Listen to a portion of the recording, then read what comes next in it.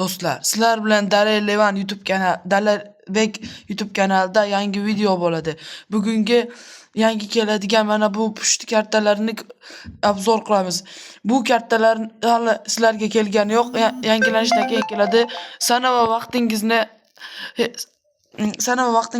o'zgartirsangiz, keyin Delsga boshqatdan kelsangiz keladi. Bu pushti playerlar bu olib bo'lmaydi.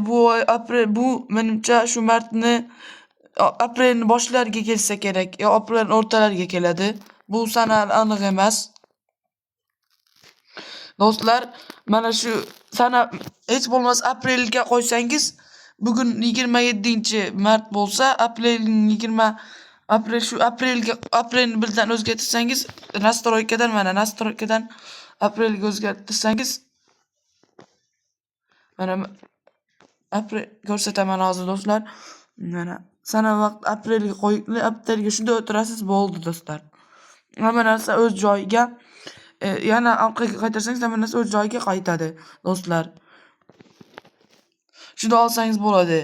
Men bu uncha zo'r playler emas. Bu asosiy futbolchi Yildiz bilan Suarez, asosiy futbolchi Luis Suarez, mana bu. Mana Luis Suarez.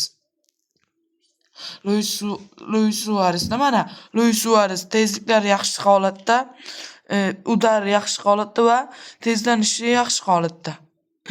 Bu Kenan Yildizni tezlanishi bilan driblingi yaxshi holatda, bal kontroli va tezligi ham bo'ladi. Yomon emas. Mana bu reysni ham meni qiziqtiryapti. Borussia Dortmundning o'ng qanot himoyachisi meni qiziqtiryapti do'stlar. Ana shunday ma'lumotlar do'stlar, aytdim. Bu playerlar kelishiga sizlar ko'p narsalar yig'ib qo'yinglar do'stlar. Ko'p olmos yig'salaring oson bo'ladi. Mana bularni o'tishing hozir kirmaydi, bunga kirmay qolyapti. Chunki sana o'zgartirilgan 6 kundan keyin kelar ekan do'stlar mana. 6 kundan keyin yo'qolar ekan. Shu 27-apreldan 6 kundan keyin yo'qolar ekan do'stlar. Shunday ma'lumotlar. Do'stlar, ana shunday olsalaring bo'ladi do'stlar. Boshqa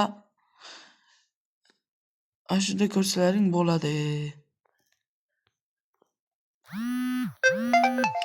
Shunday ma'lumotlar do'stlar. Sizlar bilan Dalelbek YouTube kanali bo'ldi. Bugungi video shu bo'ldi. Xayr do'stlar.